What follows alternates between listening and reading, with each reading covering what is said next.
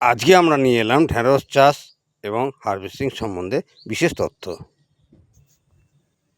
এই পরিমাণ ঢেঁড়স যদি হারভেস্ট করা হয়, একটা ফ্যামিলির ঢেঁড়সের সবজির জন্য যথেষ্ট। এই ঢেঁড়সের উৎপাদন যদি রেগুলার পেতে হয়, আর এরকম ঢেঁড়সের বাগান ছাদে যদি করতে হয়, তাহলে এই প্রতিবেদনটা খুবই গুরুত্বপূর্ণ। তাই সঙ্গে থাকুন আর ঢেঁড়স চাষ সম্বন্ধে বিস্তারিত জানতে থাকুন। নমস্কার, আমি বিকাশ পল্লে ফ্যামিলি কেয়ার ছাদ বাগানে সমস্ত ভাই বোনদের সুস্বাগতম। ফ্যামিলি কেয়ার ছাদ বাগানে যে রেগুলার ঢেঁড়সের হারভেস্টিং হয়, আজকে ছাদ বাগানের তরফ থেকে এবং ফ্যামিলি কেয়ারের তরফ থেকে সমস্ত ভাই বোনদের অভিনন্দন জানিয়ে এবং সকলকে চাষ সম্বন্ধে উৎসাহ এবং এনার্জি দেওয়ার জন্য আমি বিকাশ পল্লে ফ্যামিলি কেয়ার ছাদ বাগানের তরফ থেকে নিয়ে এলাম ঢেঁড়স চাষের এবং ঢেঁড়সের হারভেস্টিং সম্বন্ধে বিশেষ তথ্য। গ্রো ব্যাগে মাটিগুলো ভালো করে কুপিয়ে নরম করে নিন। তারপর কিছু ডিএপি ডাইঅ্যামোনিয়াম ফসফেট 50 গ্রাম একটি গ্রো ব্যাগে এবং নিমখোল কিছু ভার্মি কম্পোস্ট দিয়ে মাটিগুলোকে ভালো করে মিশ্রণ করে নিন। প্রথমে ডাইঅ্যামোনিয়াম ফসফেট, তারপর কিছু নিমখোল কিছু ভার্মি কম্পোস্ট দিয়ে গ্রো ব্যাগের উপরে ছড়িয়ে দিয়ে সেগুলোকে ভালো করে আমরা মিশিয়ে নেব।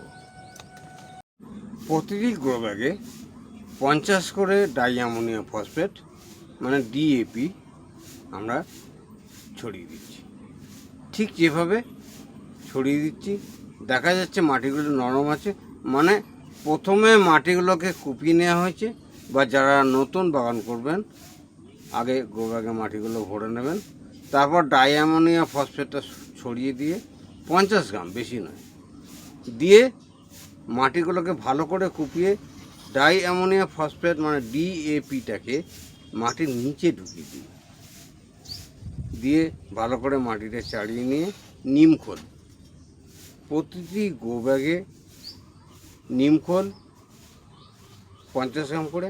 নিমখোলটা দেওয়ার অর্থ হচ্ছে আপনার গাছে কোনো রকম পোকামাকড় আসবে না। যেহেতু আমরা ছাদ বাগানের সবজিগুলি ফ্যামিলিতে ব্যবহার করে থাকি এবং বিষমুক্ত সবজি ব্যবহার করার জন্যে আমরা মাটি তৈরির সময়েই নিমখোলটাকে প্রয়োগ করে দিই। তাহলে প্রতিটি ব্যাগে যদি আমরা 50 গ্রাম করে নিমখোল দিয়ে দিই, তাহলে দেখা যাবে যে ওই গাছে আর কোনো পোকামাকড় আসবে না। আমার ছাদ বাগানে বিশেষ কোনো রাসায়নিক কীটনাশক আমি ইউজ করি না। যদি কোনোভাবে পোকা এসেও যায় নিম তেল ইউজ করি।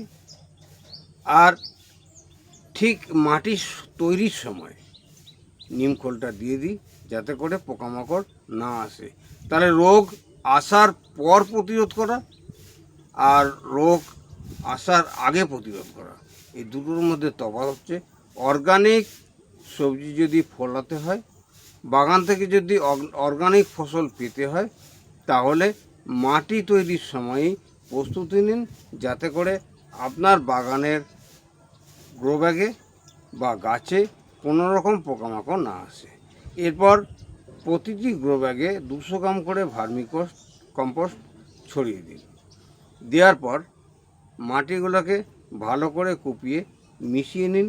প্রতিটি নিমখোলের দানা এবং প্রত্যেকটা ভার্মি কম্পোস্টের দানা মাটির সঙ্গে মিশে গিয়ে যেন একদম উর্বর হয়ে যায়। এই উর্বরতা আপনার প্রায় 4 থেকে 5 মাস থাকবে। গাছ তাদের খাবার রেডি হয়ে গেল। গাছ তৈরি হওয়ার পর আর কোনো সার দেওয়ার ঢেঁড়স গাছে বিশেষ করে আর কোনো প্রয়োজন হয় না। এবার আমরা বাগান থেকেই তৈরি করা বীজ শুকনো ঢেঁড়সের বীজ।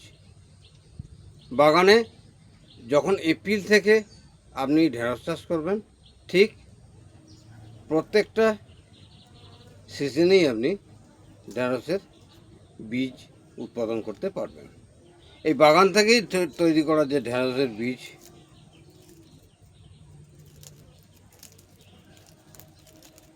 যে বীজগুলো আমরা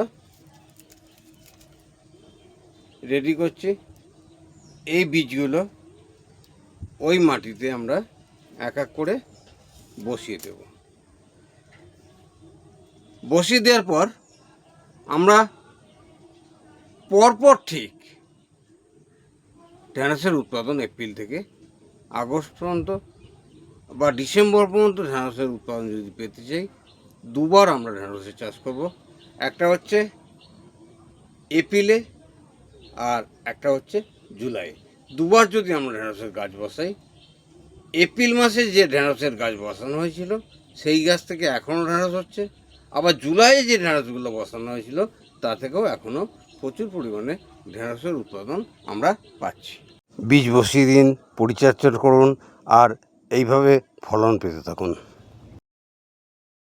একবার চাষ করলে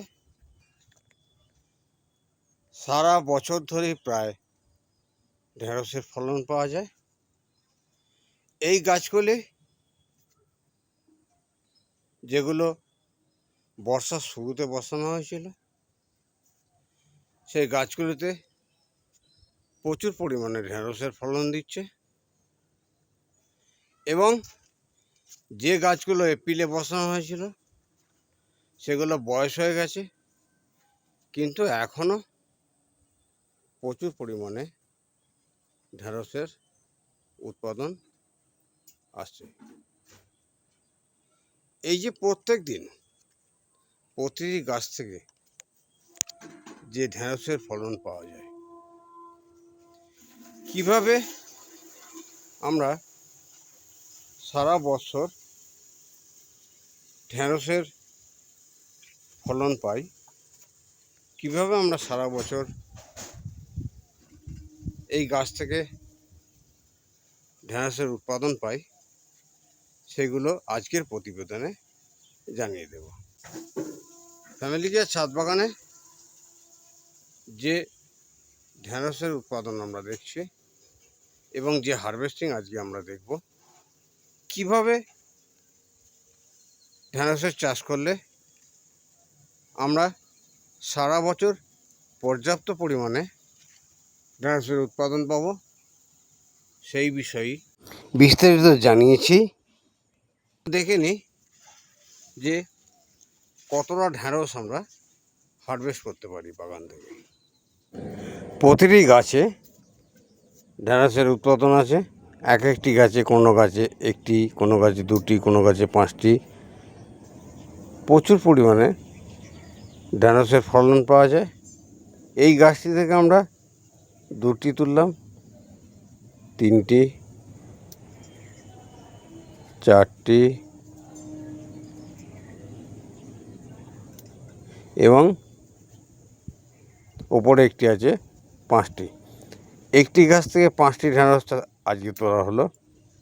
এক একটি গাছে রেগুলার এক থেকে দুটি অবশ্যই পাওয়া যায়, কোনো কোনো গাছ থেকে চার থেকে পাঁচটি ঢেঁড়সও পাওয়া যায়।